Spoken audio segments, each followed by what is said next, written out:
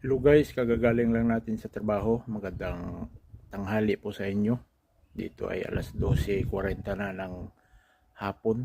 So siguro dyan sa Pilipinas alas 11 pa lang. So magandang hapon sa ating lahat. Gusto ko lang magpasalamat sa aking mahal na mga kaibigan na sumuporta sa ating mga proyekto. At ipapakita ko sa inyo ang kanilang mga support. Ayan na. So gusto ko lang magpasalamat kay Saisi High Slope. Ayan. Saisi High Slope family, ayan, shout out to you. Thank you so much. Saka sa electrical department, sa structural department, yan na yung mga naipon natin at nakuha natin sa basurahan. So maraming salamat sa inyong tulong at suporta para sa ating project.